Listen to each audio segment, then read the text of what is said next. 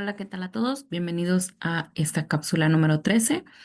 Hoy vamos a hablar de un nuevo tema. Seguimos con la teoría de la comunicación 2. Déjenme les comparto mi material de trabajo para que podamos dar inicio. Recuerden, soy la profesora Jania Julisa Pérez Bautista, licenciada en Contaduría, Auditoría e Impuestos. Y bueno, voy a empezarles a compartir mi material de trabajo.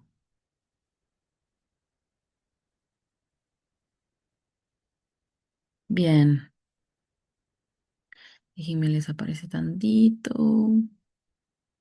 Bien, cápsula número 13, teorías de la comunicación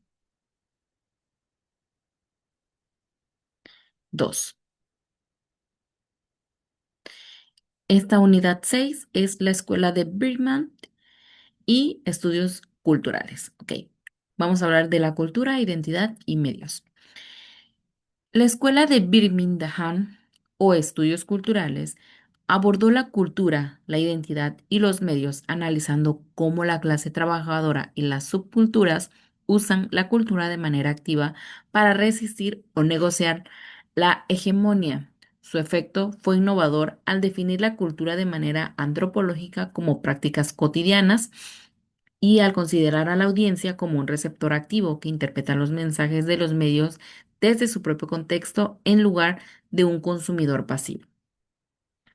Ahora, cultura, identidad y medios. Esa definición de cultura fue que se alejaron de la idea de la cultura como solo alta cultura, arte o literatura, y la definieron en un sentido antropológico, como todas las prácticas significativas de la vida cotidiana, incluyendo la cultura popular.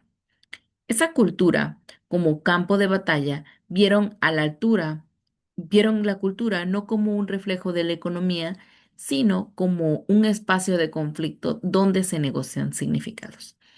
Esa hegemonía, ese concepto central que explica cómo la cultura dominante de la clase dominante se mantiene en el poder no solo por la fuerza, sino incorporando y transformando los valores de otros grupos para neutralizar su potencial subversivo, y la hegemonía es un proceso dinámico que puede ser resistido y renegociado. Ahora, la escuela de Birman, pues también fue conocida como esos estudios culturales, ¿no? Ese movimiento académico que analizó cómo la cultura, la identidad y los medios de comunicación interactuaron, ¿no? Especialmente en la clase trabajadora. Ahora, centraron la idea de que la cultura no es solo la alta cultura, decíamos, sino que también sean las prácticas cotidianas de sus grupos sociales. Ahora, los académicos estudiaron cómo los mensajes de los medios son interpretados por la audiencia de manera activa y a menudo subversiva, lo que va construyendo a la formación de la identidad y a la resistencia cultural, y cómo se crea la hegemonía cultural, ¿ok? Ahora, como decíamos, en esta cultura de identidad, pues bueno, en esa escuela amplió la definición de cultura para incluir las prácticas culturales de la clase trabajadora, el entretenimiento popular y la vida diaria en lugar de limitarla a la alta cultura. En esta construcción, pues se investigó cómo las identidades de clase, de raza, de género, etcétera, ¿no? Se construyen a través de estas prácticas culturales y cómo los medios de comunicación influyen en ese proceso. En esa cultura de resistencia fueron analizando cómo esa cultura popular pudo ser un espacio de resistencia contra las normas sociales dominantes y cómo pueden formar esas subculturas y esas nuevas identidades. Como medios de comunicación, siempre fueron de una interpretación activa. A diferencia de teorías que venían de la audiencia, como los receptores pasivos de mensajes mediáticos, la escuela de Birmingham afirmó que la audiencia es activa y negocia con los mensajes recibidos, ¿no?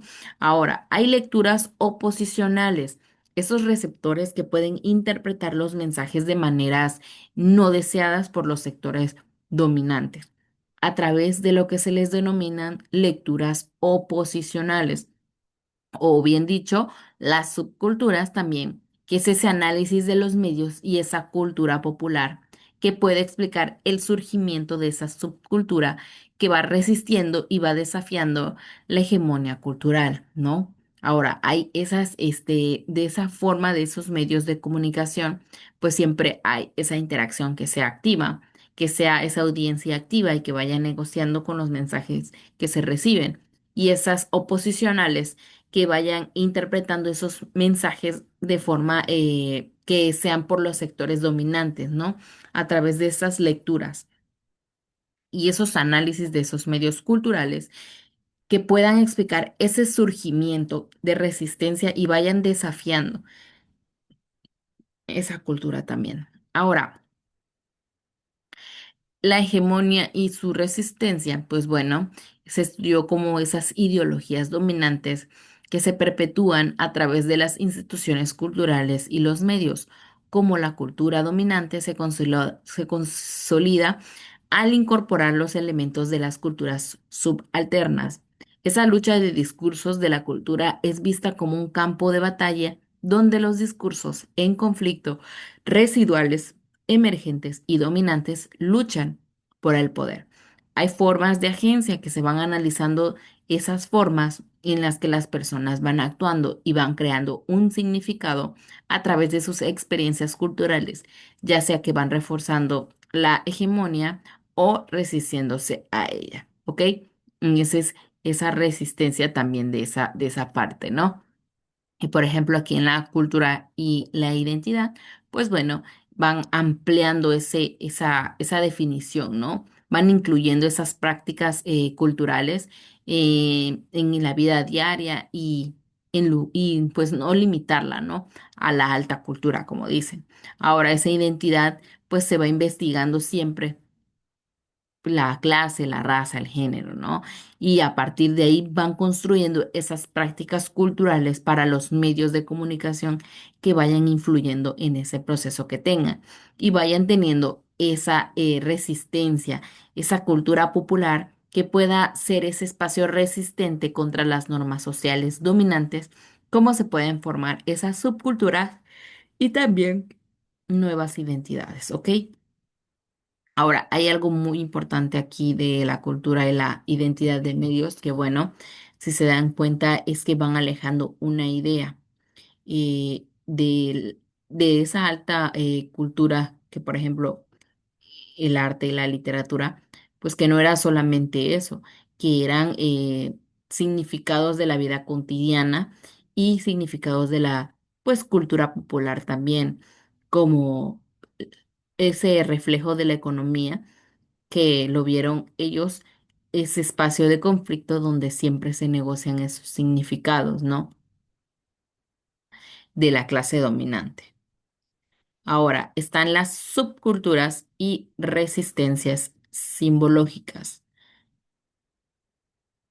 Las resistencias simbológicas y de las subculturas se manifiestan de manera simbólica, más que a través de una acción política abierta se expresó en las prácticas cotidianas y el estilo de vida de sus miembros, ¿no?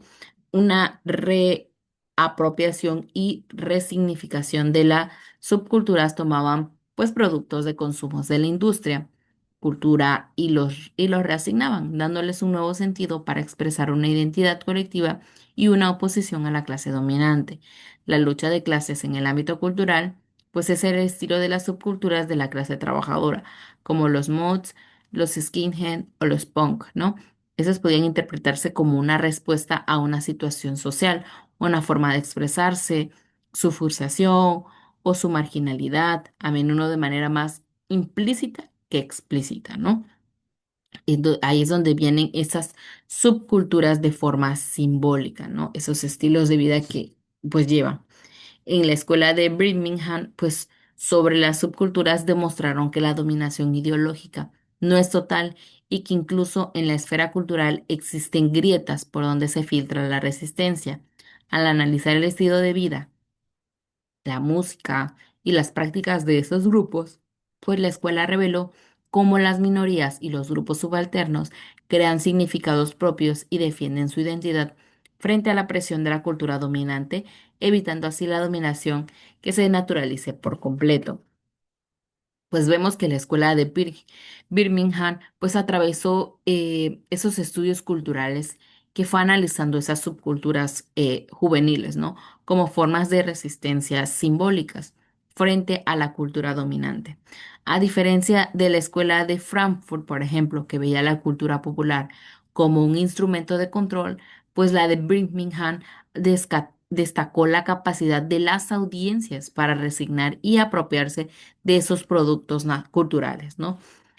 Hubieron aportes de la escuela de Birmingham, por ejemplo, ellos tuvieron una fundación de los centros de estudios culturales contemporáneos, el trabajo inicial de Hogarth y, y pues bueno, la influencia de la cultura de la clase trabajadora y la influencia de los medios, ¿no?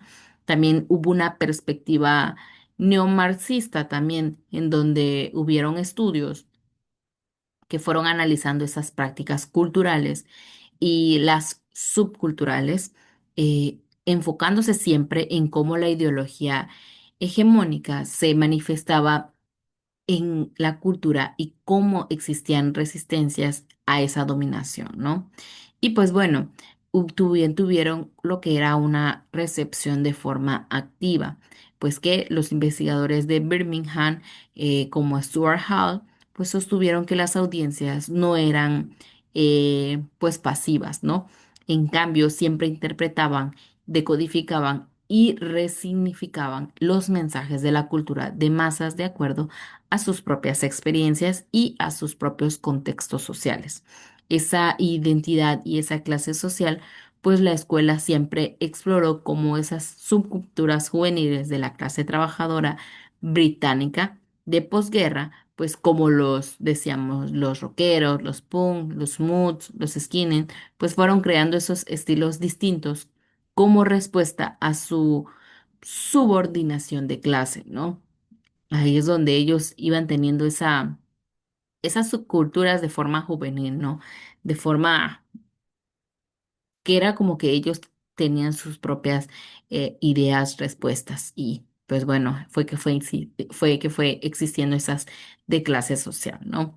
Ahora, en las resistencias simbólicas, en las subculturas, pues bueno, siempre se manifestó a través del estilo, ¿no?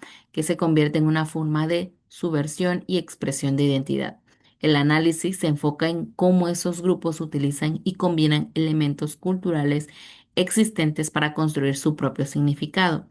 En la creación de identidad, las subculturas crean una identidad colectiva propia mediante la elección de símbolos y estéticas distintivas, como ropa, música y peinados, ¿no? Pues bueno, esas subculturas siempre crearon su propia identidad, como decíamos, de forma distintiva, ¿no? De forma estética y a como ellos pensaban que iban a dar su subcultura y cómo iban a dar esa identidad en ellos. Ahora, hubo una subversión del significado que a través de ese estilo, pues las subculturas reinterpretan esos bienes de consumo o los símbolos de la cultura no dominante para expresar su oposición o descontento. Por ejemplo, los punk utilizaron el símbolo de la élite de manera provocadora para desafiar un estatuto. Ahora, ese fue un símbolo que ellos tuvieron, una subversión, ¿no? De ese significado. Y en los rituales de resistencia, pues hubo un libro precisamente de Stuart Hall y de Tony Jefferson, que fue el libro de rituales de resistencia, que ese fue un texto de forma clave, de forma juvenil, donde desarrolló esas subculturas juveniles de Gran Bretaña, de la posguerra, y donde se desarrollaron esas nuevas formas de resistencia en ese ámbito cultural, frente a las formas tradicionales de resistencias políticas. Ahora, así como hubieron varias personas que tuvieron su propia subcultura, en la actualidad también siguen habiendo esas subculturas, solo que ya no están tan desarrolladas, ¿no?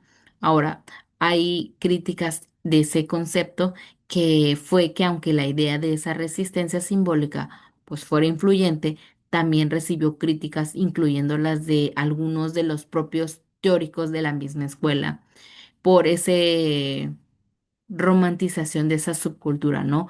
Siempre cuestionaron si esa resistencia era realmente política o si a largo plazo sus estilos terminaban siendo pues cooptados por el mercado capitalista, ¿no? Actualmente les digo que sí hay subculturas también, pero ya no tantas. Ahora la mayoría pues ya está como que un poco más adentrada a la realidad y ya no están tanto esas subculturas. Pero bueno, hay que saber que también existen en otros lados, ¿no? Pues bueno, chicos, hasta aquí esta cápsula. Nos vemos en una siguiente. Cuídense mucho y aquí estamos por cualquier duda.